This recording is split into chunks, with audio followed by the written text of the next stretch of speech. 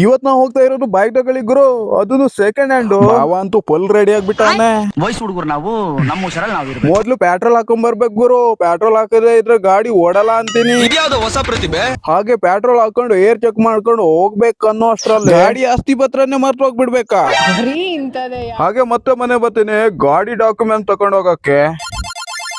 ಮತ್ತೆ ಡಾಕ್ಯುಮೆಂಟ್ಸ್ ತಕೊಂಡ್ ಬಂದ್ಬಿಟ್ಟು ಬೈಕ್ ಒಳಗೆ ಪರ್ಮನೆಂಟ್ಲಿ ಆಗ್ಬಿಡ್ತೀನಿ. ಭಾವನಿಗೆ 5 ನಿಮಿಷದಲ್ಲಿ ಬರ್ತೆ ಹೋಗ್ತಾ ಇರು ಅಂತ ಹೇಳಿದ್ದೆ. ಅರ್ಧ ತಾಸಾಯ್ತು ಗುರು, ಅದಕ್ಕೆ ಶಾರ್ಟ್ ಕಟ್ ರಸ್ತೆಯಲ್ಲಿ ಹೋಗ್ತಾ ಇದೀನಿ.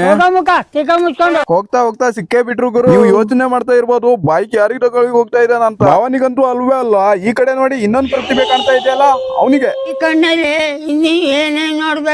OLX ಬೈಕ್ ನೋಡಿ ತಗೊಳ್ಳಿ ಹೋಗ್ತಾ ಇರೋದು. ಲೊಕೇಶನ್ ಹೋಗ್ತಾ ಇದೀವಿ. ಈಗ ಹೋಗ್ ಕೂಡ ಮುಟ್ಟಿದೀವಿ. ಲೊಕೇಶನ್ ಹೋಗಿ ಮುಟ್ಟಿ ಅವ್ರು ಬರೋ ದಾರಿ ಕಾಯ್ತಾ ಇದ್ದಿದ್ವಿ. ಅಷ್ಟ್ರೊಳಗೆ ಬಂದೇ ಬಿಟ್ರು ಗುರು. ಬಂದಿದ್ದೆ ತಡ ಮಾಡದೆ ನಾ ಗಾಡಿ ಚೆಕ್ ಮಾಡ್ತೀನಿ. ಒಂದ್ ರೈಡ್ ಹೋಗ್ಬಿಟ್ಟು ಅದ್ರ ಬಗ್ಗೆ ಕಂಡೀಷನ್ ಆಗಿದೆ ಅಂತ ನೋಡ್ತೀನಿ. ಗಾಡಿ ಮಸ್ತ್ ಆಗಿ ಇಟ್ಟಿದ್ದಾರೆ.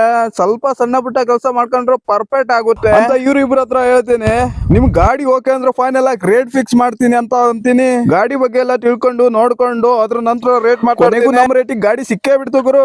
Congratulation brother. ಗಾಡಿ ತಗೊಂಡಿದ್ದು ಖುಷಿಗೆ ಪಾರ್ಟಿ ಬೇಕಲ್ವಾ, ಪಾರ್ಟಿ ಕೇಳ್ತೀವಿ. ಕೇಳಿದಾಗ ಯಾವ ಹೋಟೆಲ್ಗೆ ಹೋಗೋಣ ಅಂದ.